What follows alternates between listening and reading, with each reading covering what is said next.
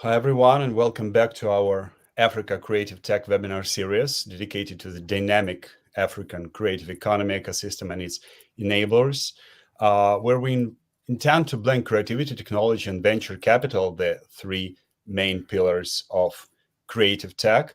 I'm Denis Belkovich, the co-founder general partner at Fuel Arts, and as always, my co-host during this series is our partner, Oluneye Oluvolu. Hi, Olu. Hi, Dennis. Thank you, Dennis, for the introduction. It's always such a delight to embark on this visionary journey together with you at Fuel Ads as well as Story Test. As a keynote speaker, as a storyteller, as a spoken word artist, I bring ideas to life through words and vision. So, without further ado, let's dive in and bring this bold vision to life. So, the floor is all yours, Dennis. Thank you, Olu. Let's add some visualization to our floor. So every time I'm listening to your impressive CV, I feel myself even more honored and proud. Next to you, I should also share my impressions. Like several days ago, I heard your uh, speech, your online speech regarding the AI and generative art in storytelling, in human creativity. That was tremendous. I wish everyone could heard that. So we have expectations that speech was recorded, and we know that soon you're publishing your speech album. Yes. A mixture of creativity, spoken word, and human touch and human wisdom. So yes, from late September to mid December, our audience has the opportunity to learn more about Africa through its entrepreneurs and investors and key figures that develop creative tech and creativity in general on this continent. So you can watch the previous streams on our YouTube channels. One of them could be found at Fuel Arts Accelerator on YouTube. And in general, this series is made possible thanks to the partnership between our companies, Fuel Arts and Story Chest, represented by Olu. Together, we have announced that Africa Creative Tech Initiative. So, to refine educational approaches, integrate innovative business models, and explore a wealth of initiatives designed to foster growth and innovation in African creative tech. But of course, would you be so kind to present our today's distinguished guest, Olu, please, please? Thank you so much. It gives me absolute pleasure to introduce Ma'am Ms. Olatokunbo Ige. She's going to let you know what I can call her because she is so, she's so revered, and I do look forward to her insights. Now, going into her profile, I want to just set, the records, straight with her bio, very intimidating. Olatokunbo Ige is a highly esteemed international human rights lawyer, a peace and security expert, a sustainable development advocate, and a disarmament specialist with a distinguished 40-year career spanning government, intergovernmental, private, and civil society sectors across Africa. After retiring as a senior United Nations official, she transitions into social enterprises, entrepreneurship, founding TI Consulting. It's a leadership training and consulting firm, and also moving into establishing yet another, the Livingstone's Resource Center and Eco Village. This is a sustainable, eco-friendly resort that promotes local materials and community enrichment. Now, in 2003, which was last year, she co-founded Afrika Nunya. This is an African think tank dedicated to policy and sustainable development solutions, focusing on climate justice, youth empowerment, peace and respect for human rights.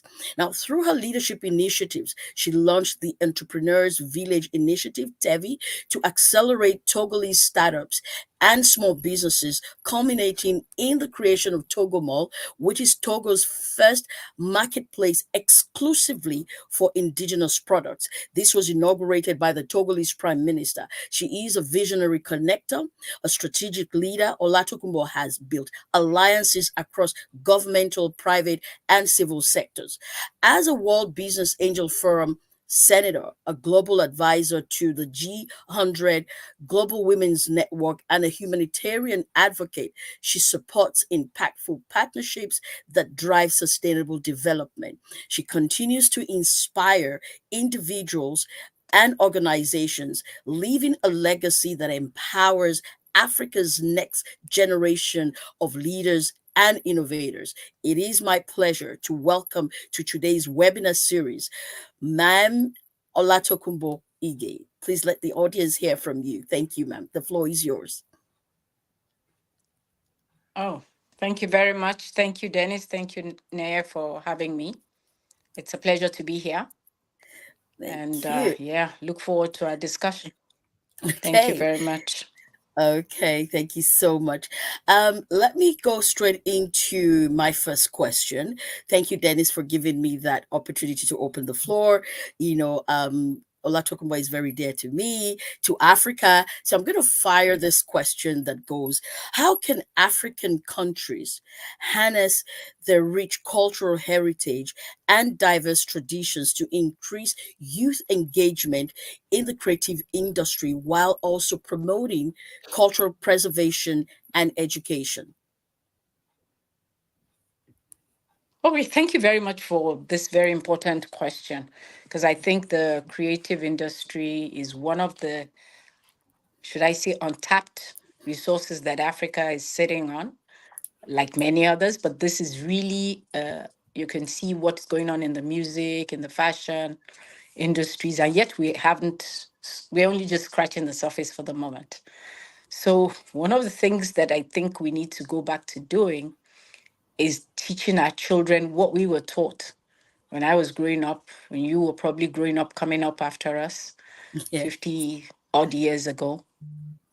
And that's for us not to forget who we are, where we come from, and what all of that means. Because at the end of the day, it's just a question of identity. We're proud of our heritage, so we hold on to it. Yes, we're educated in the Western part of the world. We have the best form of education and everything, but we understand that it is important for us to protect the positive values of our African cultural heritage. yeah, And this can be translated into so many things, whether on the business level, the social entrepreneurship level. It's one of the untapped areas. We're not doing enough yet in that area. I'm sure you know the figures about how much Nollywood has brought to Nigeria, and yet there's potential for more.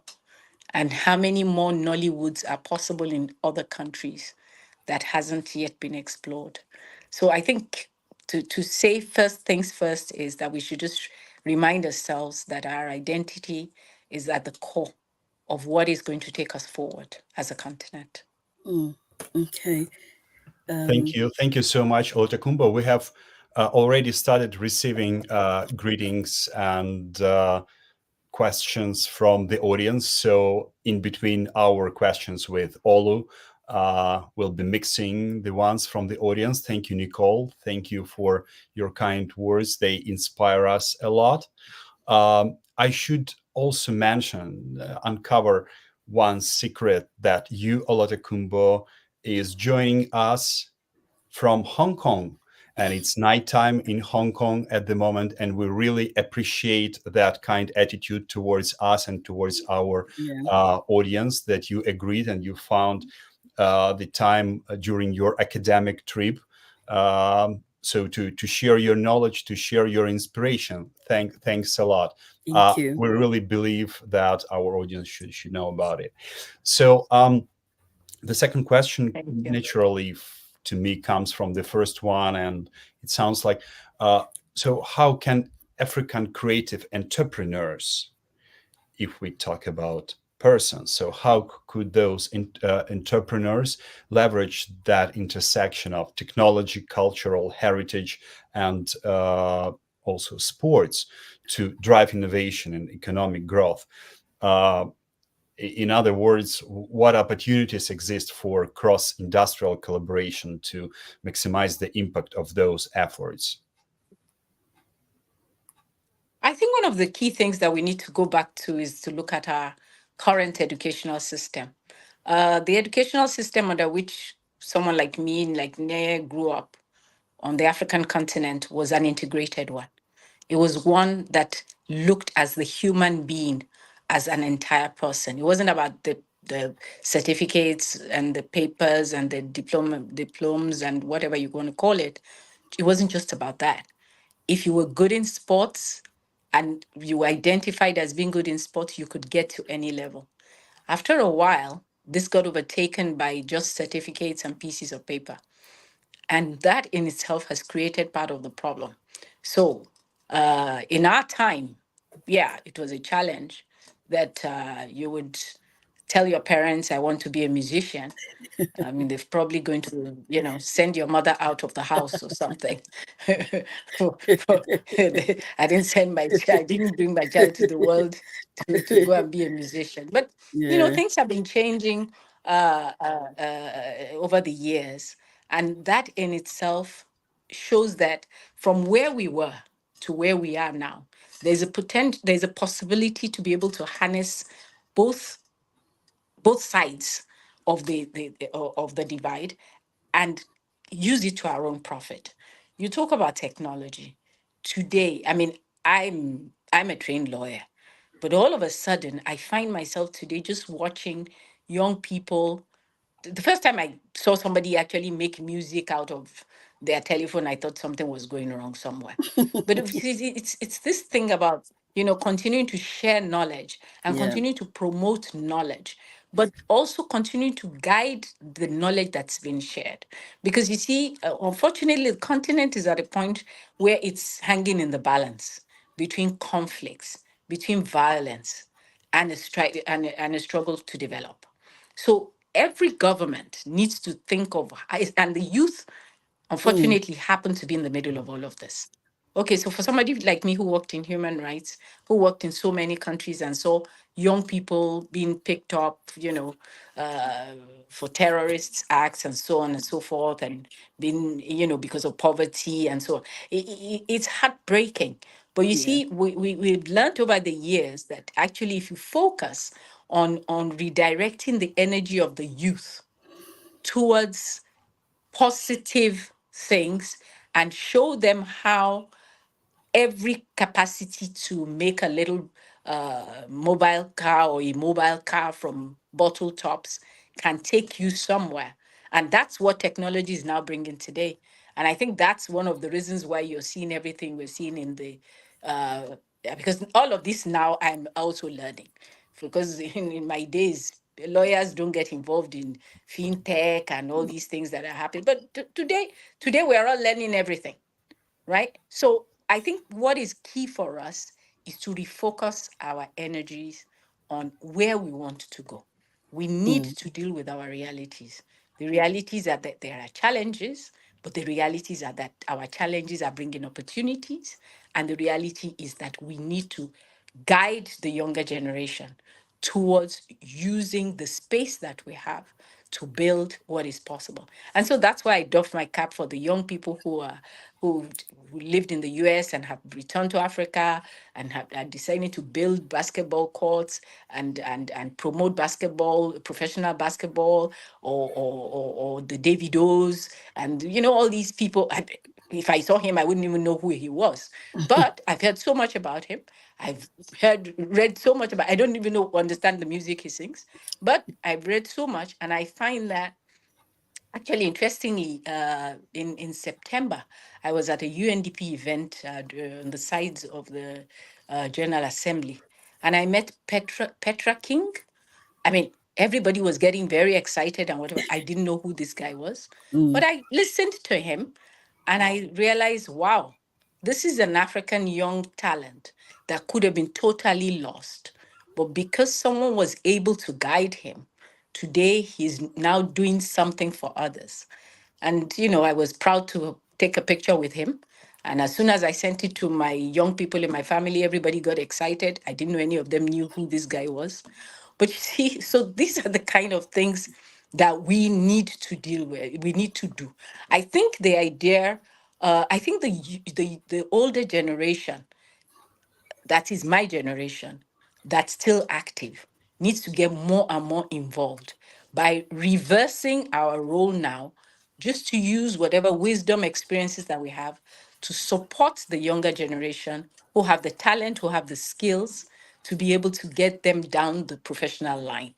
When that happens, and governments have the policies to support, using all the techs and all the hubs and all these things that we're creating all over the place, we will see in I think in if we are focused, in another 5 years, the creative industry in Africa will take off on a different direction. That's my view. The other thing is that, I've been saying it lately because it's something that struck me, that Africa does not have the luxury of separating SMEs from startups. Startups and SMEs must work together for each other. Any startup that is not going to produce or help to support the outcome of what an SME has in the area of education, health, social services, or whatever, is not going to be worth its salt. Because the truth is that our what is driving our quote unquote Silicon Valley in Africa is probably not going to be the same thing as is driving Silicon Valley where Silicon Valley originates from. So we need, it's I think it's, for me, it's more of a question of focus. And I think it's a question of coming out to support this younger generation. I've been working with a lot of young people. I'm just amazed by the kind of talents they have, that they live sleeping on, that they minimize, until you actually say to them, you can do this, and they're like, oh, okay, me, I didn't know. Oh, okay, I just do this, I just do that. So for me, this is actually where the issue is. I think there's a lot more that needs to be done. I think for my generation, I mean, which obviously must be the leadership as well, Yeah. to make sure that we guide our younger generation. Uh, Thank you. Thank you so much, Olatakumbo. And our audience supports your way of thinking. And also, they are wishing birthday wishes to you, okay. Yeah, I even though have. it's belated. Yeah. We're Let happy me to join to those Thank wishes you. let me within. do the honors of Thank reading out Olamide's or Debbie Ifatodu. She's wishing my sister belated birthday wishes. Thank you, Olamide. She's ringing in from the US. We thank you for showing up for us and for supporting you. a visionary leader like Olatokunbo. Yeah, so So that was your birthday, Olo. no, No. it's Olatokunbo's birthday, Oh, It not was my actually birthday. mine. Yeah. Okay. So let me take you. I kind of want to piggyback to what you rightly said regarding providing some sort of mentorship to the startups, to even the youth. And we see the role that women, which I get very passionate about. This is a topic that I'm very passionate about because I know that as women, we're more of nurturers, we're more inclined to mentorship. And this brings me to my next question, which is what do you think is the role of women in the future of Africa's creative tech industries? And how can, you mentioned, there should be initiatives. How can empowerment initiatives be designed to place women at the forefront of leadership, innovation, and cultural preservation? And before you answer this question, like you, I have been, I have taken leadership positions at the state level, at the local government level, in Nigeria, and I have seen some of the challenges which you also rightly mentioned. So this question is very important to me, and of course to many women, out there, what the role of women in the future of Africa's creative tech industries would be. Back to you, Olatokunbo. Oh, thank you very much, Nea, for that question. I've always wondered why we come back to ask the role of women. The role of women is natural. And I don't recall growing up that I was told this is your role as a woman. This is it's spontaneous. You remember growing up, we're walking down the street, some mother sees you walking in the wrong direction, they turn you back and, send you there.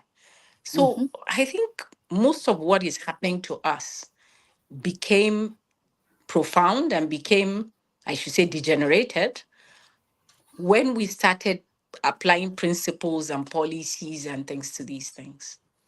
Mm. If we all agree, because our heritage, our stories, where did we hear most of our stories from? From our grandmothers. Most of what you and I know was my grandmother who taught me, was your grandmother who told you. Not even your mom, not even mine. Yes, Because it you're it right. comes down that way, right? So now we put all those aside. The tissue of our family social cohesion Mm. has been weakened, and if we except it goes back to the beginning, it's going to be difficult. And I think that's one of the realities we need to face, that for Mm. some odd reason we need to go back to the beginning. That's number one. Well, somebody will say, but now can we go back after 40 years, after 50 years? Rome Mm. wasn't built in a day. But if we made mistakes and we retrace and we look at the impact of what the negative roles or the negative route we have taken has had on us, why can't we go back?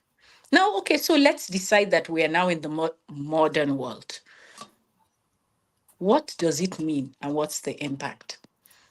Some of us are before Beijing, as they call us, meaning we Yeah. are of the older group. But Yeah. today, what has been the impact of the Beijing plus, plus, plus, plus, plus, plus? Why are we still struggling over the Mm. role of women and the capacity of women?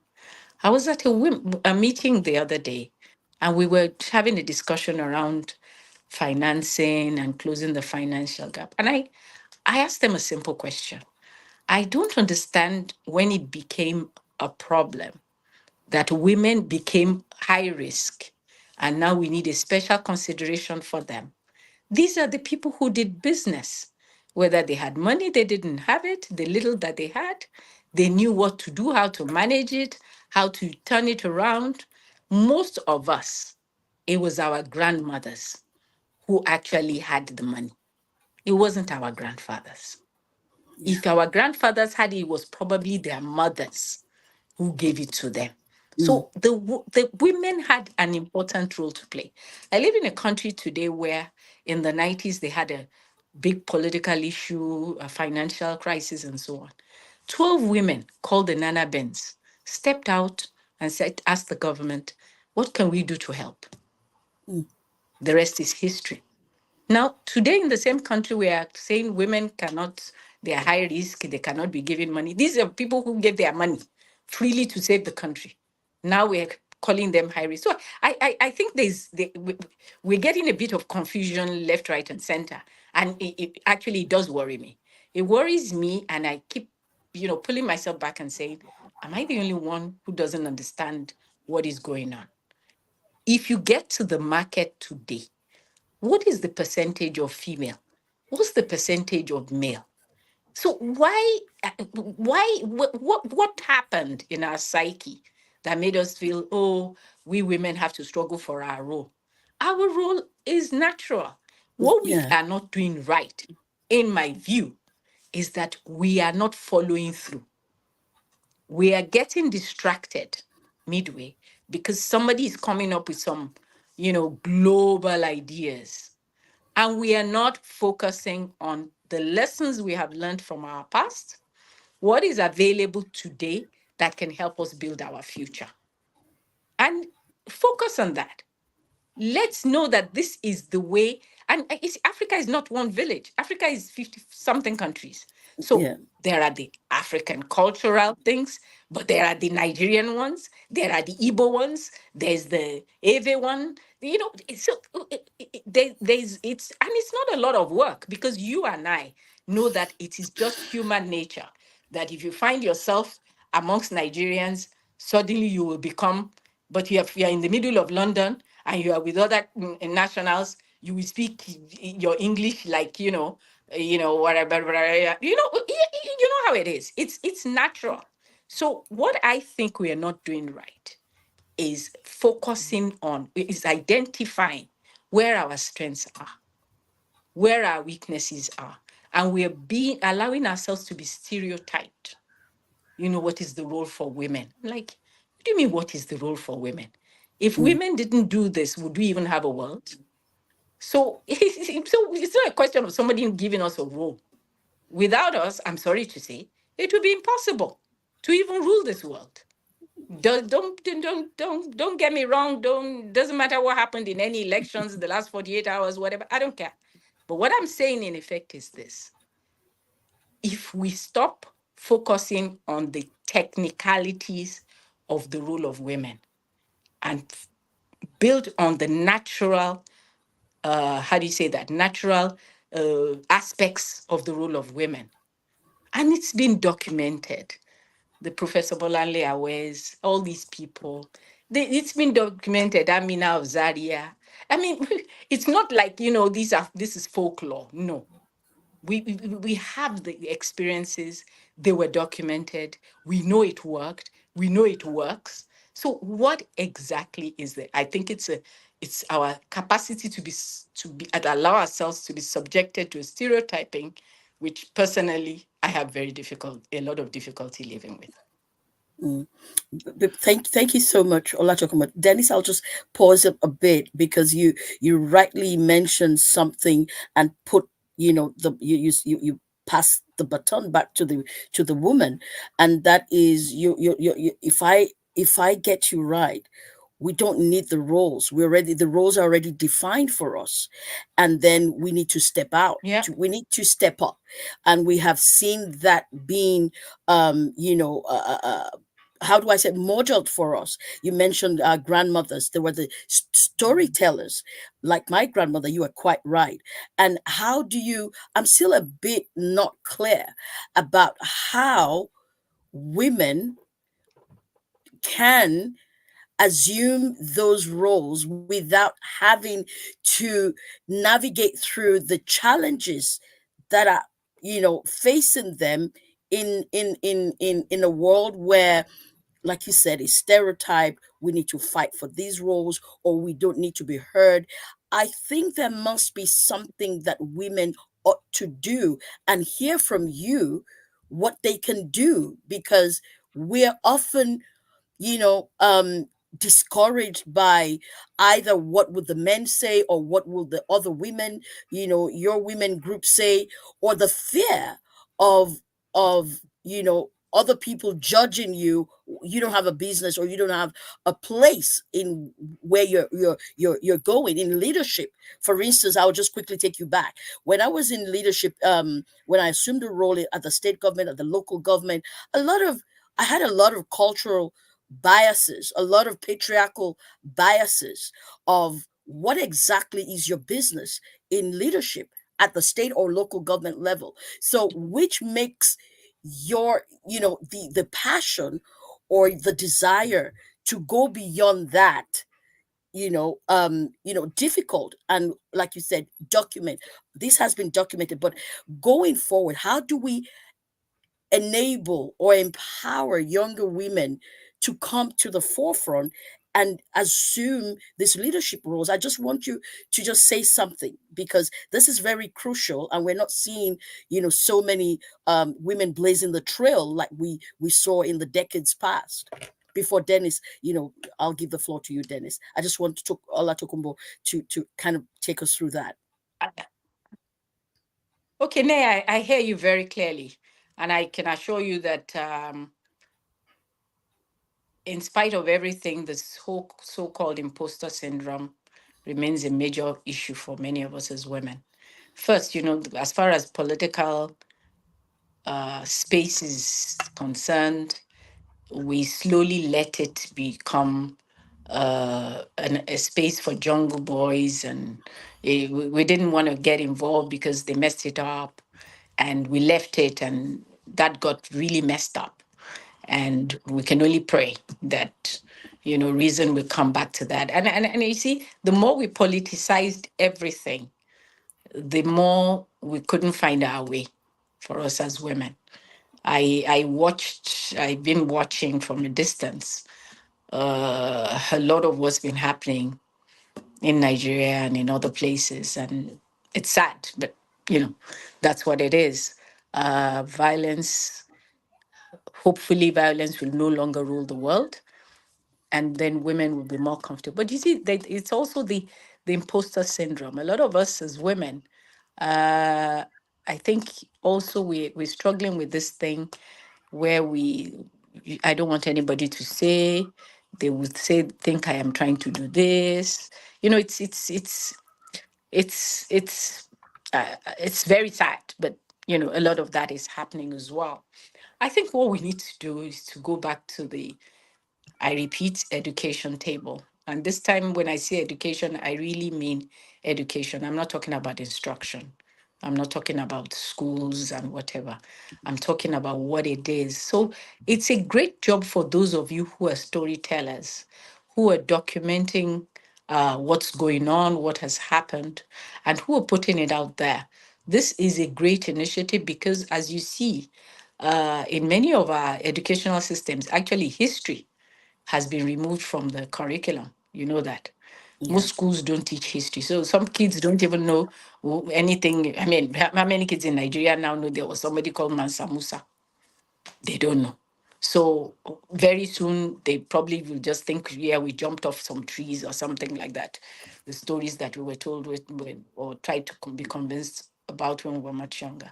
So I think I think it's we took our hands off the pedal, or is it our feet off the pedal? And we need to be courageous enough to go back to that.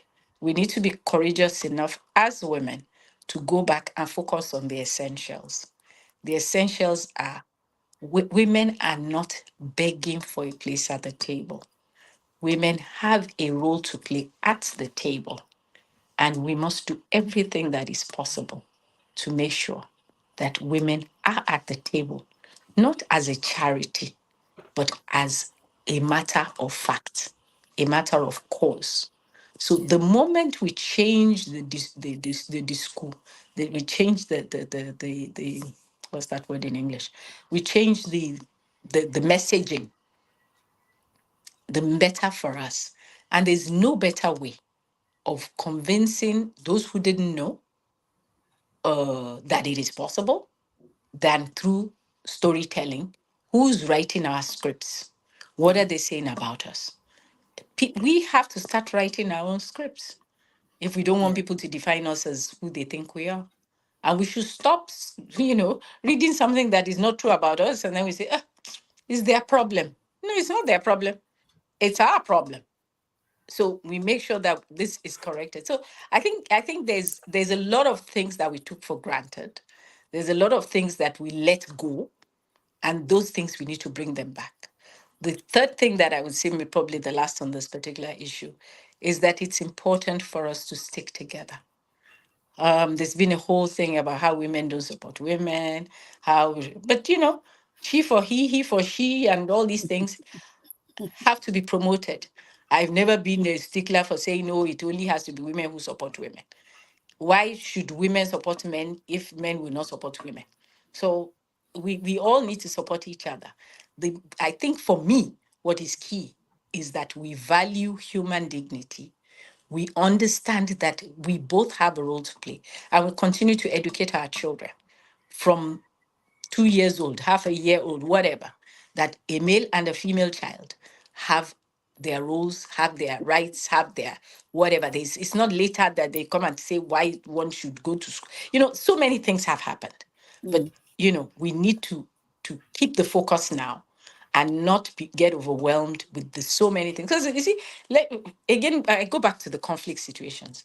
Do you know that in most of our countries where we're going through conflicts, after the policymakers, the leaders, the whatevers have had their discussions and decided, yeah, they're going to buy more guns, they're going to buy this, they're going to buy, who ends up helping them to really figure out what is going on in the villages, what's going on it's the women.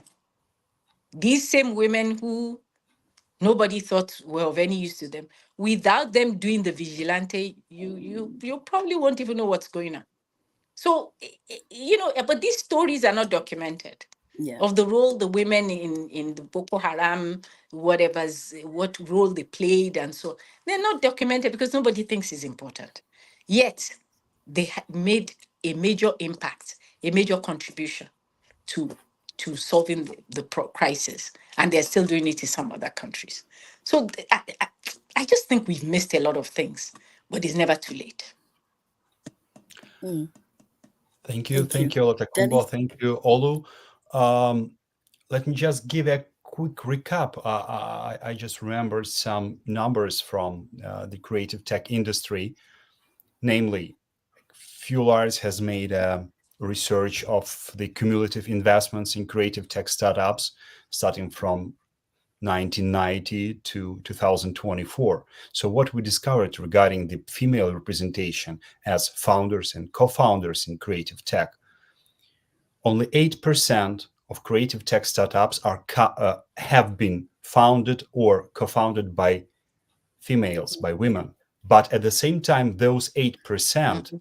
of startups received 35% of cumulative funding. That means that women in creative tech are more successful than men once they are brave enough to establish a startup. So we have to start from the very beginning and to educate them not to fear, to overcome gaps on the early stages, Mhm. because then later on they will gain success. Success will come to them. So the problem is that not so many women are like brave enough or survive on early stages. So we have to support that. When saying we, I don't mean man as us. I mean the community, the The mentors, ecosystem. the ecosystem, you, all of you, Madame Alatekumbo. Yeah. So, and also, we've been talking about female in tech and in creativity, and that aligns with our questions and with the reactions. We have uh, Do we have 4 women any? here. Okay. Uh, we have, yes. Yeah. Thank you, Lamide. She's So women sending. are active Mhm. even during our webinar. And also Nicole has asked a question. I want to share it with the audience and to ask Latakumbo, namely, what has Mm. keeping me busy? I mean, her, Nicole, busy.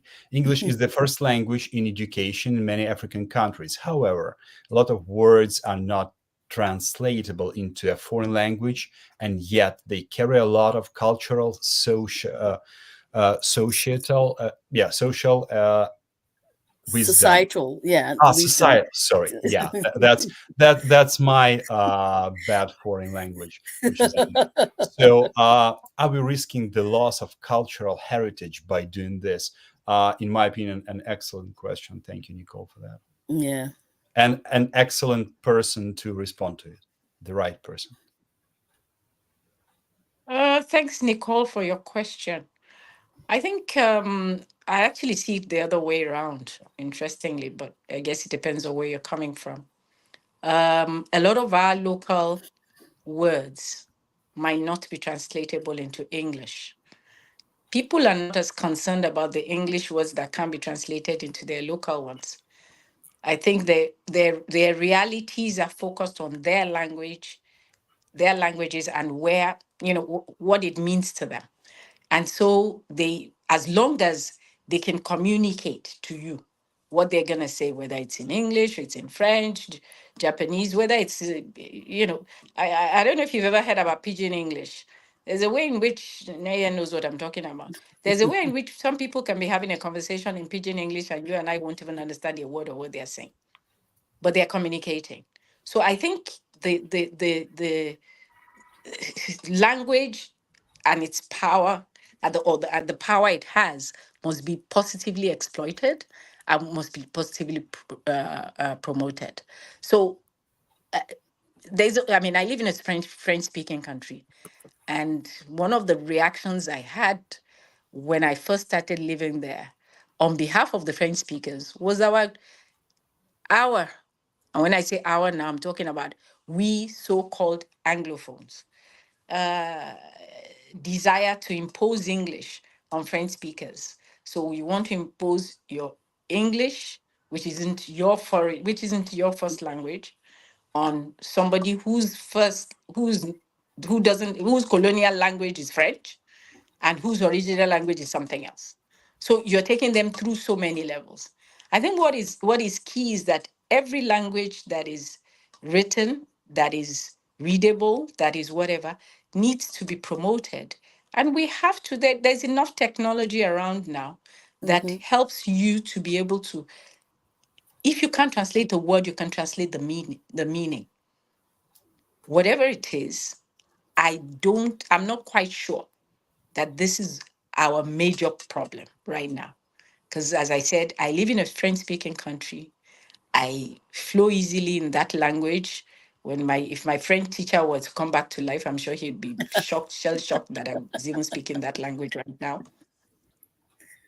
But it's because I had a desire to communicate. So if we have the desire to communicate, we'll overcome that technical issue. So for me, that's a technical issue, really. The average African reflection is done in the language, in what we call the mother tongue. And the mother tongue is usually that very first language that, your grandmother spoke into your ears and so on and so forth. So I'm not too worried about the English language because even the English, I'm not quite sure they know what the English language is supposed to be anymore. Thank you, Olatekumbo. That there is your speech reminded me a proverb: "So many countries, so many customs." And you, as a former U.S. UN representative, should know the difference between the countries and the difficulties that may be caused by those differences. And the African continent has 54 countries, and there are a lot of differences even between the neighbor countries. And when we speak about African creative tech, we mean the cumulative creative tech, which is divided on different creative techs with their peculiarities. So that's where my next question comes from. So how can, in your vision, Africa's creative tech industry be harnessed to drive youth empowerment across the continent? I mean, in each country, and what strategies could be employed to ensure that technical advancements support sustainable development, capacity building, all that can be successfully developed within each of the countries, and the experience of one country, how easily can it be implemented in the neighbor countries? In other words, how can we say about the African continent as the ecosystem of 54 different ecosystems? Well, first I want to say that 54 ecosystems, that's a geographical ecosystem. The 54 countries here, just take Togo, Benin, and Ghana. The people in the south are literally the same people. It's how we have all these stories about who decided to take what part and so on, you know. So we have borders that came out of very weird um, decisions and so on. So in the end, at the end of the day, you find that uh, some of the issues that you and I have to worry about, those people at the local level don't worry about them because they're communicating, because they're same family, they come from the same cultures. So it's not about 54 ecosystems. It could even be more. It might be an ecosystem based on language, ethnic affiliation, whatever it is. What I think the role of football has shown us is that all they need to know is that Neye is a sportswoman from Nigeria. Wherever she goes on the African continent, Neye will suddenly find that even though she can't speak their language, everybody is hailing her. So the language barriers or the country barriers, they're as artificial as they come these days. You know, I watch a lot of gospel music and so on, and it just amazes me how Messi Chinwo, who doesn't speak any word of French, can come to Lome and turn the place upside down just because they love her music, they love her voice. They don't know what she's saying, but they know she's praying, or singing, whatever. So what I'm trying to say in effect is this: that is what we need to focus on. What brings us together? What pulls us together? How do we build on those things instead of worrying about what, in my view, are actually very artificial? That, oh, we have 54 countries and whatever. I mean, everything that happens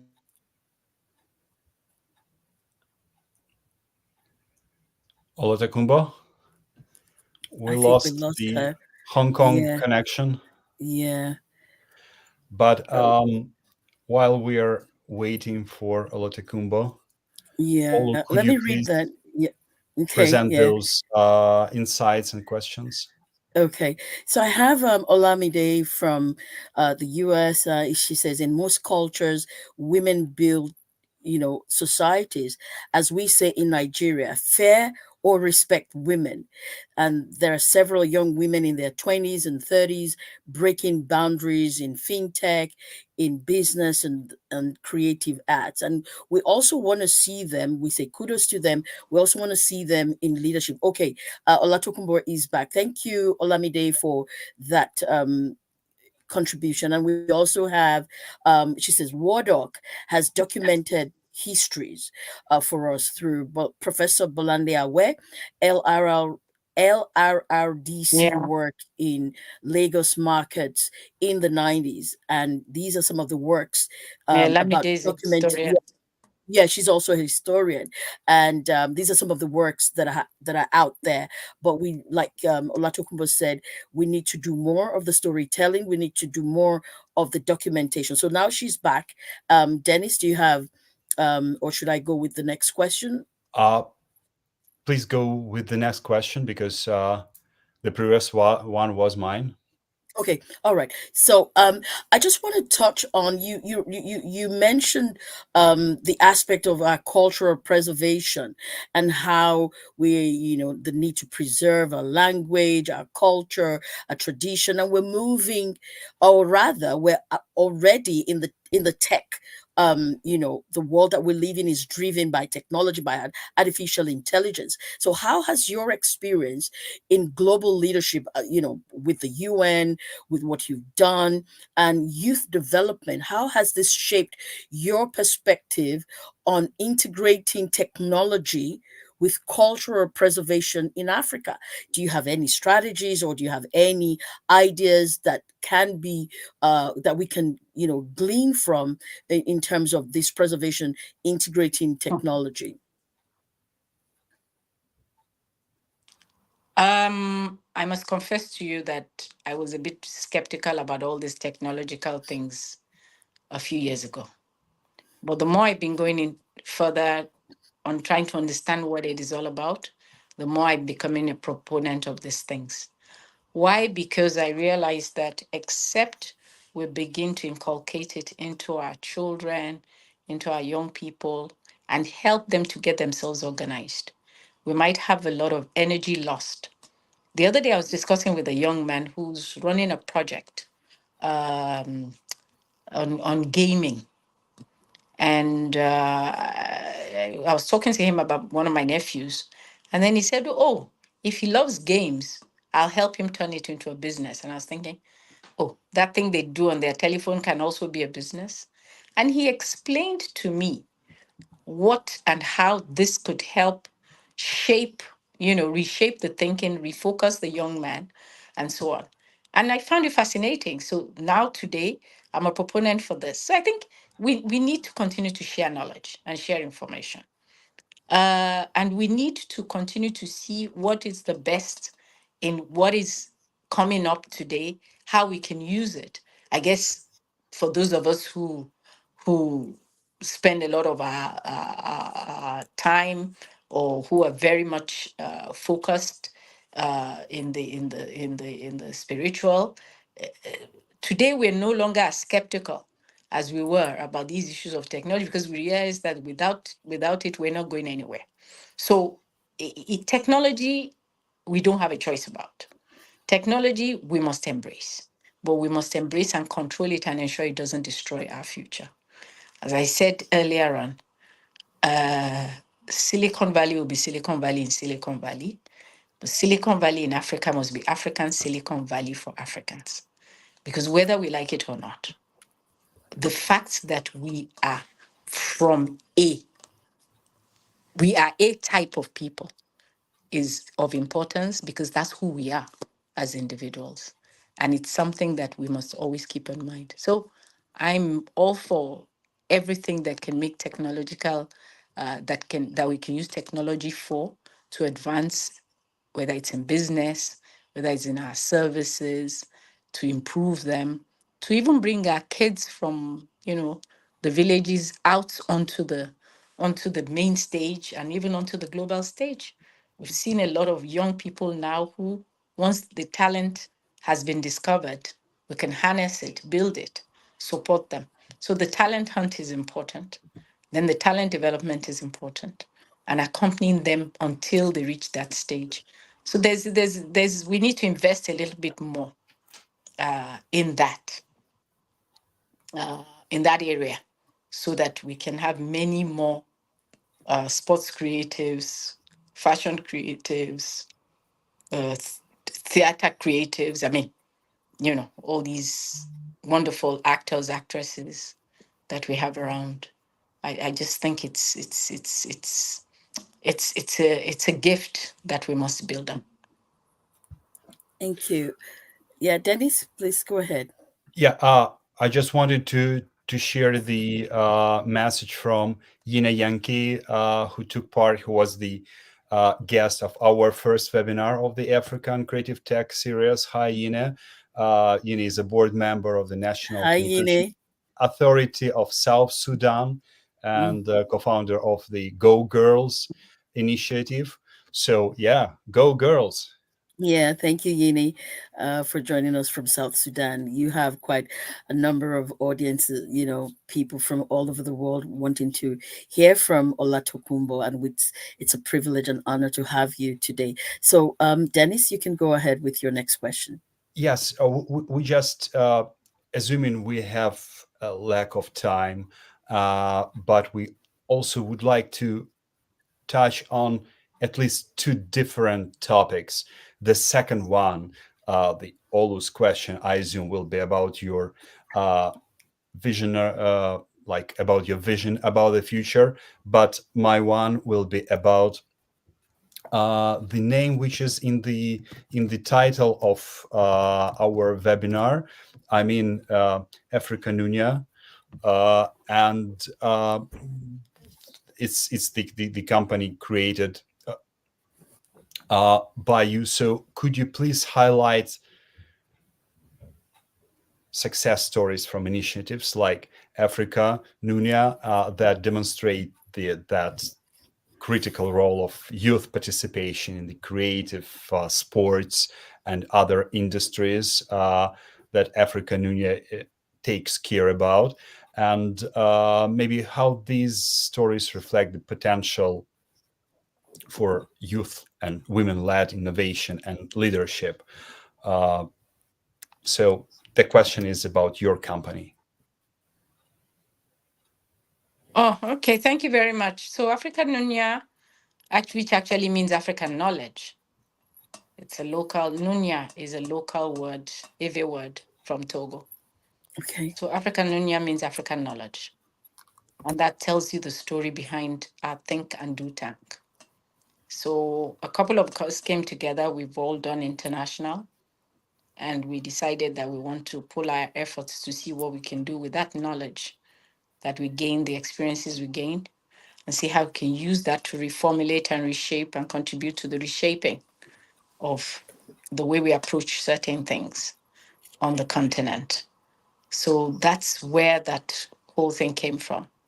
Now we're only about a year and something old. We're not that old, even though we've done a lot around youth empowerment, because we decided to focus on youth a lot because of the importance of making sure that we develop as many strategies as possible to keep our youth occupied so they don't decide to run into illegal immigration, occupied in order for them to begin to create a base for developing their talent and even creating wealth for themselves. A lot of them have ideas. So we started a program which we call the African Youth Impact Forum. So the AIF, as we call it, right now covers 5 countries: Togo, Benin, Mali, Niger, and Burkina Faso. And what it is that we come together, have a discussion around, most of these people are entrepreneurs and startups, SMEs and startups. And we come around and discuss what the challenges are. And then we spend time around how to overcome those problems. We Mm. pull them together within their spaces in a networking capacity, opportunities, and capacity. And we give them as much of mentoring as we can in order for them to be able to survive. It's not, it's like everything in the beginning, it's a bit, shaky, but it's something, it's positive in the sense that you can see and you can see already. I'm about to start speaking French now. You see already the potential that this has. Yeah. You see the potential that this has. It's that potential that's keeping us going, because we see that that is already going to be a success if we keep at it and keep guiding them. So the idea is to work on mindset change and the need for young people to not see disaster everywhere, but to see that in every disaster, there's a possibility, there's an opportunity for them to rise from somewhere. So Yeah. that's primarily what Africa Nunya is doing with the youth. We have other policy making documents, issues, papers, and stuff that we get ourselves involved in. Mm. We ask our advice is by some governments and some intergovernmental institutions as well. So Yeah. that's what African Nunya is. It's using African knowledge to solve African problems. Thank you. Thank you very much. And I'm going to take you to the final question. Thank you for the brilliant work that you're doing on the continent, especially with the youth and also with women. And this brings me to the final question, which is, with the work that you have done or you're doing or have been doing, what are the most significant challenges that you think are facing the youth in Africa today in the creative industry, and how can we address how can we address this challenges through either educational programs, capacity building initiatives? I don't want to jump the gun. I just want to hear let our audience hear from you what the challenges are and how can they be addressed and the strategies of towards addressing these challenges? Well, I well, okay, thank you, Ne. I think one of the major issues we have with young people is their capacity to settle down and be patient and follow through. A lot of them are very excited. They have the energy, and we need to help them to harness their energy. That's why I'm excited about the fact that, the Gabi initiative that you know very much about has Yeah. decided that creative is a major issue. And you see that is where we should have even started from, because we will soon see that all over the continent, the basketballers, the footballers, the musicians, the whatever, what they need is to have support to professionalize what they do.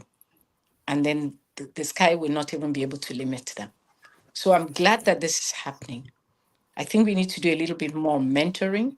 Somebody needs to invest in mentoring others. We can't leave young people to themselves, because a lot of them they're looking for themselves. So we need to invest more in mentoring. And I'm glad that even as a continent, as more senior people, a lot of us are realizing that now. That it's not enough for us to sit in a room and talk to ourselves. We must make sure that they're sitting at the table, they can hear us, they can contribute, and they can tell us where the shoe's pinching them. That's important. Thank you very much. Over to you, Dennis. Thank you. Thank you Okay. so So much, yes, Olatokunbo. education. So Yeah, please go Yes, ahead, Olatokunbo. She sorry. was going to say something. She was no, I was recapping. saying, I said for me, that's no, I was just saying that for me, that's where all the packaging around education and empowerment is all packaged in that space of let's mentor, let's guide, let's create the space. Thank you. I think there was a comment that came in, Dennis, before we round up. I just quickly want to do a mention to Dr. Sule from South Africa. This is enlightening. Thank you to both of you, to everyone here, to our guest, to you, Dennis, for bringing insightful discussion in every series. Thank you, Dr. Sule. Yes, thank you everyone who contributed with your questions, with your insights to this webinar. But first of all, thank you, Olatokunbo, for your knowledge, for your Nunya, as we know now from the language of Togo. And yeah, there was even a question from Lamide. Yes, but you have already replied to it. So, Olatakunbo, thank you again for your inspiring responses and a great conversation. Would you like to make a closing word? But I believe the last phrase that you said, it was the best closing word I've ever heard. You can either repeat it or create another genius phrase based on your experience and knowledge. No, I think you heard it already, but I just want to say a big thank you to you for this opportunity, and I hope that the next discussions we'll have will be to evaluate the impact of these series of discussions, Yeah, how it's going to help us to move the agenda forward. Because impact for me is where I find that we're really lacking. We don't yeah, evaluate the impact, yeah. and we need to.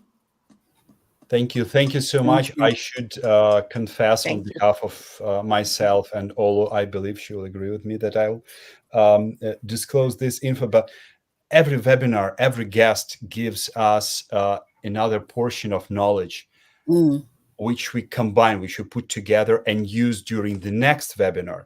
Especially for me, as the person who is less familiar with African culture than Olu, but we are growing up as a series of webinars from one guest to another, from one webinar to another. And let me remind that this webinar series is designed to be a cornerstone of the African Creative Tech Initiative, which has an aim to provide young African entrepreneurs and creatives the tools, inspiration, connections needed to succeed in a rapidly evolving global landscape. So next time, join us as we embark on this journey to empower next generation of African innovators, female, male, others, to lead on the global stage with integrity and vision. Over to you, Olu. Thank you, Dennis. And I also want to thank Olatokumbo.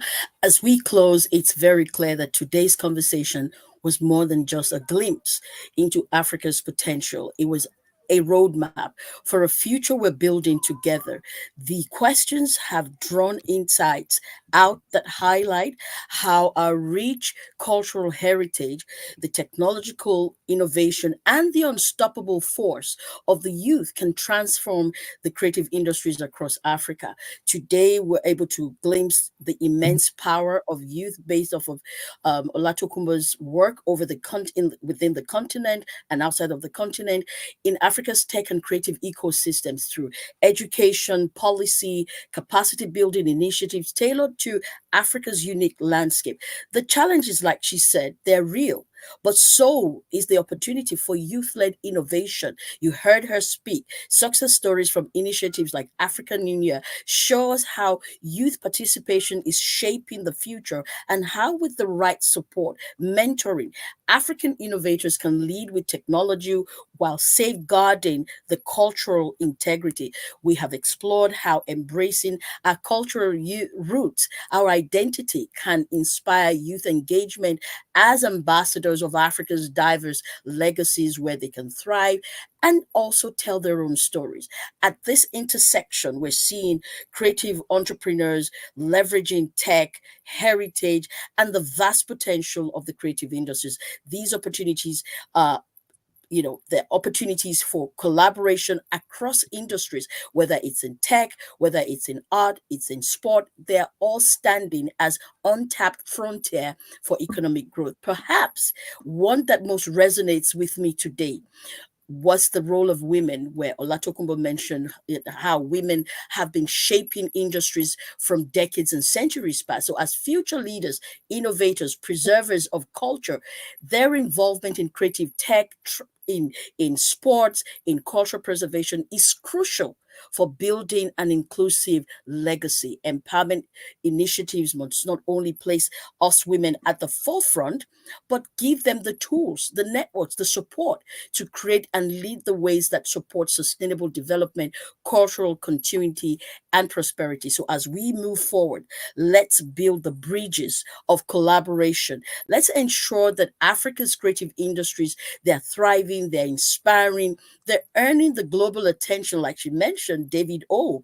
He's aside from him, we have others, Rima, and also other music artists, across, the continent, also in the film industry. The future is in our hands, and together we can shape a legacy that reflects Africa's vibrant spirit, our timeless culture, and our boundless potential. I want to say thank you to everyone that joined us today. Thank you, Olatokumbo, for joining us today at this webinar. Thank you, everyone, for joining us on this journey. And with that, we come to an end of this particular webinar. Thank you very much. Thank you. Thank you, Olatakumbo. Thank Thank you. you, Olu, for co-hosting it. Thank you. Let it be peace and prosperity in creative tech all over the world. Thank See you. you next week. Yeah. Bye.